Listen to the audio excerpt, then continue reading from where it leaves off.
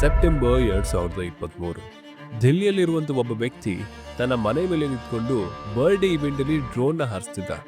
ಇನ್ನ fraction of seconds police ಅವರ team ಅಲ್ಲಿ ಬರುತ್ತೆ. ಆನ್ ದ ಸ್ಪಾಟ್ ಆ ಡ್ರೋನ್ ಫ್ಲೈ ಮಾಡ್ತಿದ್ದಂಥ ವ್ಯಕ್ತಿನ ಅರೆಸ್ಟ್ ಮಾಡ್ತಾರೆ. ಸೆಕ್ಷನ್ 188 ಅಡಿಯಲ್ಲಿ ಕೇಸ್ನ ಫೈಲ್ ಮಾಡ್ತಾರೆ.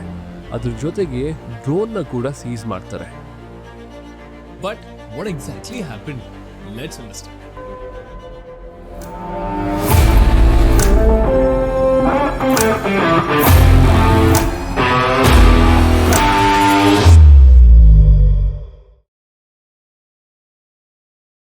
ಅದೇ ದಿನ ದೆಹಲಿಯಲ್ಲಿ ಒಂದು ಹೈ ಪ್ರೊಫೈಲ್ ಇವೆಂಟ್ ನಡೀತಿತ್ತು.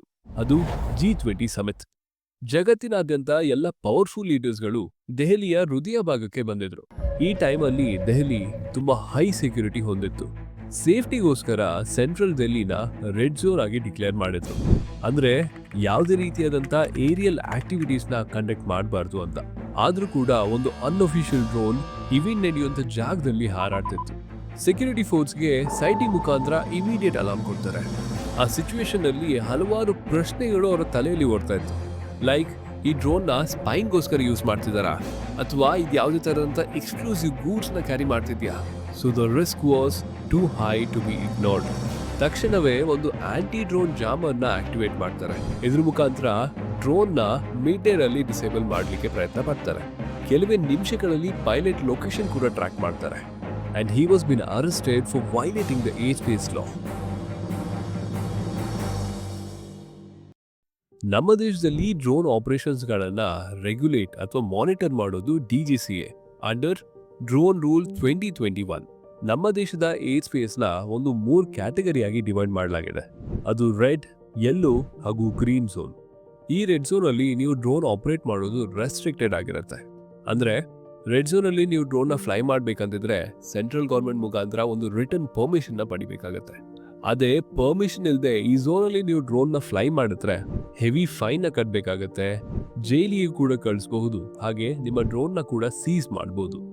ಯಾವ್ದೆಲ್ಲ ಏರಿಯಾಗಳು ರೆಡ್ ಝೋನ್ ಕವರ್ ಮಾಡುತ್ತಂದ್ರೆ ಇಂಟರ್ನ್ಯಾಷನಲ್ ಬಾರ್ಡರ್ ಗಳ ಬಳಿ ಇರುವಂತ ಏರಿಯಾಗಳು, ಮಿಲಿಟರಿ ಇನ್ಸ್ಟಾಲೇಷನ್ಸ್ ಗಳು, ನ್ಯೂಕ್ಲಿಯರ್ ಪವರ್ ಪ್ಲಾಂಟ್ಸ್ ಗಳು, ಹಾಗೂ ಹಲವಾರು ಹೈ ಪ್ರೊಫೈಲ್ ಇವೆಂಟ್ಸ್ ಗಳು like G20 summit, republic day, ಈ ತರದಂತ ಮುಖ್ಯ ಕಾರ್ಯಕ್ರಮ ಹಾಗೂ ಜಾಗಗಳಲ್ಲಿ ಕೆಲವೊಂದು ಏರಿಯಾಗಳನ್ನ ಟೆಂಪ್ರರಿ ಆಗಿ ರೆಡ್ ಝೋನ್ ಆಗಿ ಡಿಕ್ಲೇರ್ ಮಾಡ್ತಾರೆ. ಕೆಲವೊಂದು ಪಿಕ್ಚರ್ಗಳಲ್ಲಿ real airport, real military base ನ ತೋರಿಸ್ತಾರೆ. But the question is, how can you fly the drone in the red zone? Let me know in the comments below. Yellow zone. Yellow zone ಒಂದು controlled air space.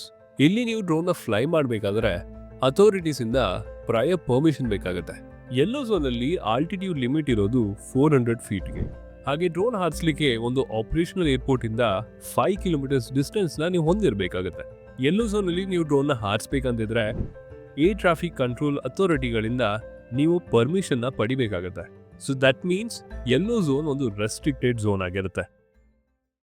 Green zone. Green zone ಅಲ್ಲಿ ಯಾವುದೇ ತರದಂತ restrictions ಹೊಂದಿರೋದಿಲ್ಲ. ಅಂದ್ರೆ ನಿಮ್ಗೆ ಯಾವುದೇ ತರದಂತ prior permission ಬೇಕಾಗಿರೋದಿಲ್ಲ. ಆದ್ರೆ ನೀವು drone ನ ಗ್ರೌಂಡ್ ಲೆವೆಲ್ ಇಂದ 400 ಫೀಟ್ಗಿಂತ ಮೇಲೆ ಹಾರಿಸಬಾರ್ದು. ಇಫ್ ನೀವು ಇದನ್ನ ಬ್ರೇಕ್ ಮಾಡ್ಲಿಕ್ಕೆ ಪ್ರಯತ್ನ ಪಟ್ರೆ ಅದು ಕೂಡ ಲಾ ಅಗೇನ್ಸ್ಟೇ ಹೋಗುತ್ತೆ. ಸೊ ಈ ಝೋನ್ ಹಾಬಿ ಸೈಟ್ಸ್ ಗಳಿಗೆ, ರೈತರಿಗೆ ಹಾಗೂ ಸ್ಮಾಲ್ ಬಿಸ್ನೆಸ್ ಗಳಿಗೆ ಹೆಲ್ಪ್ ಆಗುತ್ತೆ. ನೀವು ಡ್ರೋನ್ ಗಳನ್ನ ಫೋಟೋಗ್ರಫಿ, ಸರ್ವೆ ಅಥವಾ ಕ್ರಾಪ್ ಮಾನಿಟರಿಂಗ್ ಗೆ ಬಳಸಿದ್ರೆ ಈ ಝೋನ್ ತುಂಬಾ ಸೂಕ್ತವಾಗಿರುತ್ತೆ. ನೀವು ಕೇಳಿರುವಂತ ಕಥೆಯಲ್ಲಿ ಆ ಮನುಷ್ಯ ಒಬ್ಬ ಕ್ರಿಮಿನಲ್ ಆಗಿರ್ಲಿಲ್ಲ. ಅವರು ಡ್ರೋನ್ ರೂಲ್ ಹಾಗೂ ಲಾಗಳ ಬಗ್ಗೆ ಕರೆಕ್ಟ್ ಆಗಿ ತಿಳ್ಕೊಂಡಿರ್ಲಿಲ್ಲ. ಬಟ್ ಅವ್ರು ಮಾಡಿರುವಂತ ನೆಗ್ಲಿಜೆನ್ಸ್ ಇಂದ ಆಗ್ಬೋದಾದಂತ ಅನಾಹುತನ ಯಾರು ತಡೆಲಿಕ್ಕೆ ಆಗ್ತಿರ್ಲಿಲ್ಲ. ಇದೇ ರೀತಿ ಹಲವಾರು ಇನ್ಸಿಡೆಂಟ್ಸ್ ನಮ್ಮ ದೇಶದಲ್ಲಿ ನಡೆದಿವೆ. ಇದರಿಂದಾಗಿ ಅರೆಸ್ಟ್ ಆಗಿದ್ದಾರೆ, ಸಾವಿರಾರು ರೂಪಾಯಿ ಫೈನ್ ಕಟ್ಟಿದ್ದಾರೆ, ಹಾಗೂ ಡ್ರೋನ್ ಕೂಡ ಸೀಸ್ ಆಗಿದೆ. ಸೊ ನೀವೊಬ್ಬ ಡ್ರೋನ್ ಆಪರೇಟರ್ ಆಗಿದ್ರೆ ಈ ವಿಡಿಯೋ ಮುಖಾಂತರ ನೀವೇನ್ ಕಲಿಬೇಕಂದ್ರೆ ಡಿಜಿಟಲ್ ಸ್ಕೈ ಪ್ಲಾಟ್ಫಾರ್ಮ್ ಮುಖಾಂತರ ನೀವು ಆಪರೇಟ್ ಮಾಡ್ತಿರುವಂತ ಏರಿಯಾ ಗ್ರೀನ್ ಝೋನ್ ಅಲ್ಲಿ ಇದೆಯಾ ಅಥವಾ ಇಲ್ವಾ ಅಂತ ಪ್ರಯರ್ ಆಗಿ ಚೆಕ್ ಮಾಡ್ಕೊಳ್ಳಿ. ಅಂಡ್ ನೀವು ಡ್ರೋನ್ ನ ಆಪರೇಟ್ ಮಾಡ್ತಿದ್ರೆ ನಿಮ್ಮ ಡ್ರೋನ್ ರಿಜಿಸ್ಟರ್ ಆಗಿದೆಯಾ ಇಲ್ವಾ ಅಂತ ಫಸ್ಟ್ ಚೆಕ್ ಮಾಡಿ. ಡ್ರೋನ್ಸ್ಗಳು ನಮ್ಮ ದೇಶದ ಭವಿಷ್ಯ. ಇದನ್ನ ಆಪರೇಟ್ ಮಾಡಲಿಕ್ಕೆ ನೀವು ಹಲವಾರು ರೀತಿಯ ರೆಸ್ಪಾನ್ಸಿಬಿಲಿಟೀಸ್ ಗಳನ್ನ ಹೊಂದಿರಬೇಕಾಗುತ್ತೆ. ಈ ಒಂದು ಡ್ರೋನ್ ಗ್ರೌಂಡ್ ಕ್ಲಾಸಸ್ ಸೀರೀಸ್ ಮುಖಾಂತರ ಡ್ರೋನ್ಗಳ ಬಗ್ಗೆ ಪ್ರತಿಯೊಂದು ವಿಷಯಗಳನ್ನ ತುಂಬಾ ಸಿಂಪ್ಲಿಫೈಡ್ ವೇಯಲ್ಲಿ ನಿಮಗೆ ಎಕ್ಸ್ಪ್ಲೇನ್ ಮಾಡಲಿಕ್ಕೆ ನಾವು ಪ್ರಯತ್ನ ಮಾಡ್ತಿದ್ದೇವೆ. ನಮ್ಮ ಕೆಲಸನ ನೀವು ಸಪೋರ್ಟ್ ಮಾಡ್ಬೇಕಂತಿದ್ರೆ ನಿಮ್ಮಲ್ಲಿ ನಾ ಕೇಳೋದಿಷ್ಟೇ, ನಮ್ಮ ಚಾನಲ್ನ ಸಬ್ಸ್ಕ್ರೈಬ್ ಮಾಡ್ಕೊಳ್ಳಿ. ಹಾಗೂ ನೀವು ಯಾವುದೇ ಥರದಂಥ ವಿಷಯಗಳನ್ನು ಕಲಿಬೇಕಂದಿದ್ರೆ ಕಮೆಂಟ್ ಬಾಕ್ಸಲ್ಲಿ ತಪ್ಪದೆ ತಿಳಿಸಿ. ಇನ್ನೇನು ಕೆಲವೇ ದಿನಗಳಲ್ಲಿ ನಾವು 4,000 ಸಬ್ಸ್ಕ್ರೈಬರ್ಸ್ಗಳನ್ನು ಹೊಂದಲಿದ್ದೇವೆ. ಇದಕ್ಕೆ ಅನುಗುಣವಾಗಿ ನಾವು ಏವಿಯೇಷನ್ ಮಾಸ್ಟರಿಯ ಮೆಂಬರ್ಶಿಪ್ ಪ್ರೋಗ್ರಾಮ್ ಮುಖಾಂತರ ಇಂಟರ್ವ್ಯೂ ಮಾಸ್ಟರ್ ಕ್ಲಾಸ್ ಅನ್ನೋ ಸೀರೀಸ್ನ ಬಿಲ್ಡ್ ಮಾಡಲಿದ್ದೇವೆ. ಈ ಸೀರೀಸ್ ಮುಖಾಂತರ ನಿಮಗೊಂದು ಪ್ರಾಕ್ಟಿಕಲ್ ಎಕ್ಸ್ಪೋಜರ್ ಸಿಗುತ್ತೆ. ಇಂಡಸ್ಟ್ರಿಯಲ್ಲಿ ಹೇಗೆ ಇಂಟರ್ವ್ಯೂ ಪ್ರೊಸೆಸ್ ನಡೆಯುತ್ತೆ ಹಾಗೂ ನೀವು ಹೇಗೆ ಕ್ಲಿಯರ್ ಮಾಡಬೇಕು ಇನ್ ಫಸ್ಟ್ ಅಟೆಂಪ್ಟ್ ಅಂತ. ಇದ್ರ ಬಗ್ಗೆ ಹೆಚ್ಚಾಗಿ ಇನ್ನೊಂದು ಸಪ್ರೇಟ್ ವಿಡಿಯೋಲಿ ಮಾತಾಡೋಣ. Until then, thank you so much. ನಿಮ್ಮ ಪ್ರೀತಿ ವಿಶ್ವಾಸ ನಮ್ಮ ಮೇಲೆ ಇದೇ ರೀತಿ ಇರಲಿ.